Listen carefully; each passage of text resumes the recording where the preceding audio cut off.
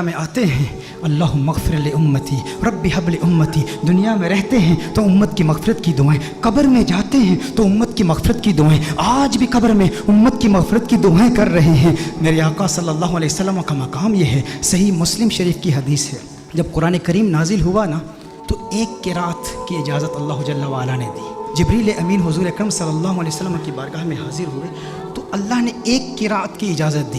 حضور اکرم صلی اللہ علیہ وسلم نے جبریل امین کو واپس بھیج دیا، جبریل واپس چلے جاؤ، اللہ کی بارگاہ میں عرض کرو کہ میری امت کے قبائل تو بہت زیادہ ہیں، اب ایک قرات کی اجازت، یہ میری امت کے لیے اس کا تلفظ آسان نہیں ہے۔ حوّن علی امتی، امت کو سہولت دی جائے۔ نبی کریم صلی اللہ علیہ وسلم نے جبریل امین کو واپس بھیج دیا، جبریل امین اللہ کی بارگاہ میں حاضر ہوئے۔ اب دیکھیں ہندوستان کے علماء بیٹھے ہیں، حضور کے امتی ہندوستان میں بھی رہتے ہیں نا، میں جب ہندوستان میں جاتا ہوں تو وہاں پر جب بیانات میں مجھے دعوت دی جاتی ہے، جب مجھے مدعو کرتے ہیں تو کہتے ہیں شاکب شامی کو ہم دعوت دے رہے ہیں۔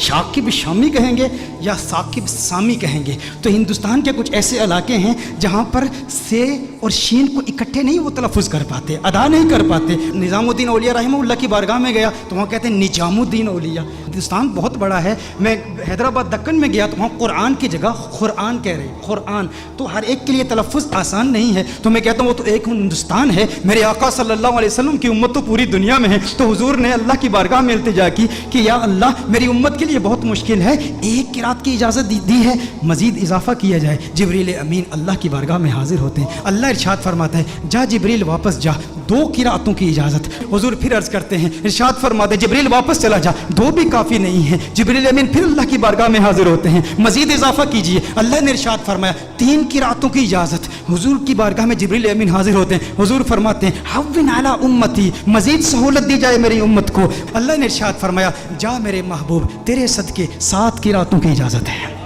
اللہ ناراض نہیں ہوا، اللہ نے ناراضگی کا اظہار نہیں کہ میں ارحم الراحمین ہوں، میں اپنی مخلوق کے تلفظ کو نہیں جانتا تو کون جانتا ہے؟ میرے محبوب بار بار جبریل کو واپس کیوں بھیجتا ہے؟ میں نے تو قرآن نازل کیا نا، لیکن اللہ نے ناراضگی کا اظہار نہیں کیا بلکہ اللہ جل وعلا نے پیار کا اظہار کیا۔ اب اللہ کا پیار کیا ہے، اللہ کی محبت کیا ہے کہ محبوب یہ جو 3 بار تجھے تکلیف اٹھانی پڑی نا کہ تو نے جبریل کو 3 بار بھیجا ہے میری بارگاہ میں، اس تکلیف کی وجہ سے محبوب تجھے انعام دیتا ہوں، تجھ پہ اپنی عنایات کا نزول کرتا ہوں۔ وہ انعام کیا ہے؟ تجھے ضمانت والی 3 دعائیں دیتا ہوں، 3 دعائیں۔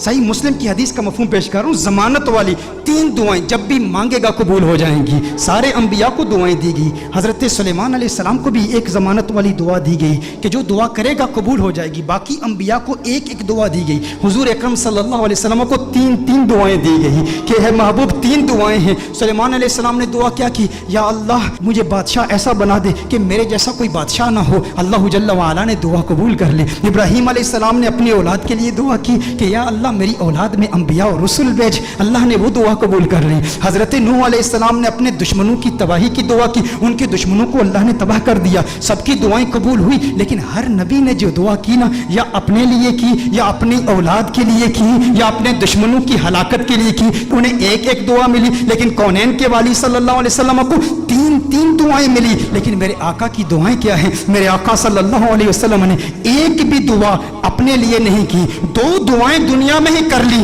اور ایک دعا آخرت کے لیے مؤخر کی۔ دنیا کے لیے جو دعا تھی وہ کیا تھی؟ اللہم اغفر لامتی، اللہم اغفر لامتی، اللہم اغفر لامتی، ہے اللہ میری امت کی مغفرت فرما۔ میرے آقا صلی اللہ علیہ وسلم نے دوسری دعا کیا کی؟ پھر اللہم اغفر لامتی، ہے اللہ میری امت کی مغفرت فرما۔ علماء نے کلام کیا ہے کہ پہلی جو دعا تھی وہ کبائر گناہ کے لیے تھی، دوسری جو دعائیں تھی وہ صغائر گناہ کی ہے، لیکن تیسری دعا میرے آقا صلی اللہ علیہ وسلم نے مؤخر کر لی۔ اور مؤخر کیوں کی؟ حضور نے ارشاد فرمایا یہ تیسری دعا آخرت کے لیے بچا کے رکھی ہے۔ یا رسول اللہ صلی اللہ علیہ وسلم کیوں بچا کے رکھی ہے؟ حضور نے ارشاد فرمایا وہ آخرت کا دن ایسا دن ہے جب سب نبیوں کی امتیں یہاں تک کہ انبیاء بھی میری بارگاہ میں حاضر ہوں گے، یہ ان کے لیے سنبھال کے رکھی ہے۔ حضور اکرم صلی اللہ علیہ وسلم نے ابراہیم علیہ السلام کی امت کے لیے، عیسیٰ علیہ السلام کی امت کے لیے، موسیٰ علیہ السلام کی امت کے لیے، ان سب کی امتوں کی مغفرت کے لیے یہ دعا سنبھال کے رکھی ہے۔ ذہن میں یہ سوال تو پیدا ہوتا ہے نا، باقی انبیاء کو بھی قیامت کی ہولناکیوں کا علم تھا نا، قیامت کی ہولناکیوں اور سختیوں اور شدت کا علم تھا نا، وہ جانتے تھے کہ مخلوق کس قدر مجبور ہوگی قیامت کے روز، انہیں بھی اپنی امت سے محبت تھی نا۔ باقی انبیاء نے آخرت کے لیے دعا کیوں نہیں بچا کر رکھی؟ ذہن میں سوال پیدا ہوتا ہے، باقی انبیاء بھی اپنی امتوں سے پیار کرتے ہیں، لیکن انہوں نے اپنی امتوں کے لیے وہ دعا بچا کر کیوں نہیں رکھی؟ ایک دعا تھی امت کے لیے بچا کر رکھتے نا۔ انبیاء کو پتا تھا، انبیاء جانتے تھے کہ اس لجپال کو لاج ہے۔ ارے ہم کیوں پریشان ہوں جس کی آمد کے تذکرے ہم کب سے کر رہے ہیں، اپنی امتوں کو بتا رہے ہیں وہ محمد عربی آ رہا ہے، وہ لجپال ہے، جہاں اپنی امتوں کو بچائے گا وہاں ہماری امتوں کو بھی بچائے گا۔ میرے آقا صلی اللہ علیہ وسلم فقط اپنی امت کے لیے نہیں آئے، وہ رحمت للعالمین ہیں، وہ عیسیٰ کے لیے بھی آئے ہیں اور عیسیٰ کی امت کے لیے بھی آئے ہیں، وہ موسیٰ کے لیے بھی آئے ہیں، موسیٰ کی امت کے لیے بھی آئے ہیں، وہ ابراہیم کے لیے بھی آئے ہیں، ابراہیم کی امت کے لیے بھی آئے ہیں، وہ نوح کے لیے بھی آئے ہیں اور نوح کی امت کے لیے بھی آئے ہیں۔ علی نبینا وعلیہ الصلوۃ والسلام، انہیں پریشانی نہیں تھی، وہ جانتے تھے وہ لجپال ہیں، انہوں نے پہلے ہی انتظام کر رکھا ہے، وہ سب کی شفاعت کر دیں گے، کیونکہ میرے آقا صرف اس امت کے لیے نبی نہیں، وہ سب کے لیے نبی ہیں، یہاں تک نبیوں کے لیے بھی نبی ہیں۔ اعلیٰ حضرت نے یہ احمد رضا صاحب کلام پڑھ رہے تھے، اس وقت مجھے اعلیٰ حضرت کا وہ کلام یاد آیا۔ اعلیٰ حضرت نے بڑا خوبصورت تخیل باندھا ہے کہ دنیا میں میرے دل میں یہ خواہش ہے کہ نبیوں اور رسولوں سے ملوں اور سارے انبیاء اور رسول سے ایک التجا کروں، ان سے ایک بات پوچھوں۔ یہ کس کی خواہش ہے؟ اعلیٰ حضرت کی خواہش ہے کہ اس دنیا میں سارے انبیاء اور رسول سے ملاقات کروں اور ان سے ایک سوال پوچھوں۔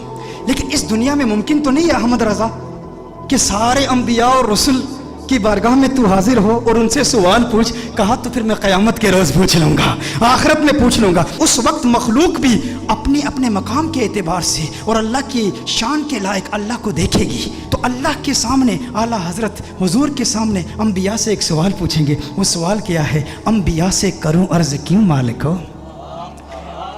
انداز دیکھیں، تیور دیکھیں، ادب کا مقام دیکھیں، حضور کا احترام بھی ہے، امتی آپ کا ہوں، لیکن انبیاء سے ایک سوال پوچھنا چاہتا ہوں، انبیاء سے کروں عرض کیوں مالک ہو؟ کیوں مالک ہو؟ انبیاء سے کروں عرض کیوں مالک ہو؟ کیوں مالک ہو؟ کیا نبی ہے تمہارا ہمارا نبی؟ یہ جو ہمارے آقا ہیں، جو ہمارے نبی ہیں، کیا تمہارے بھی یہی نبی ہیں؟ انبیاء سے کروں عرض کیوں مالک ہو؟ انبیاء سے کروں عرض کیوں مالک ہو؟ کیا نبی ہے تمہارا ہمارا نبی؟ انبیاء فرمائیں گے احمد رضا آج پوچھ لیا ہے، تجھے موقع ملا ہے اللہ کی بارگاہ میں، انبیاء کی بارگاہ میں، رسولوں کی بارگاہ میں، آقا خود موجود ہیں، پوچھ لیا ہے تو سن احمد رضا، تو نے کہا انبیاء سے کروں عرض کیوں مالک ہو؟ کیا نبی ہے تمہارا ہمارا نبی؟ جیسے سب کا خدا ایک ہے ویسے ہی ان کا ان کا تمہارا ہمارا نبی۔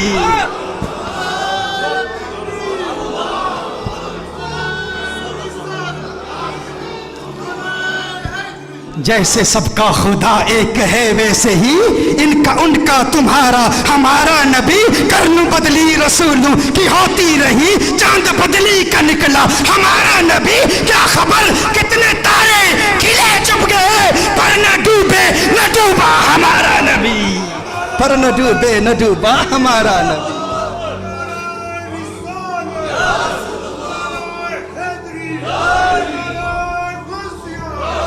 اچھا میں عرض کر رہا تھا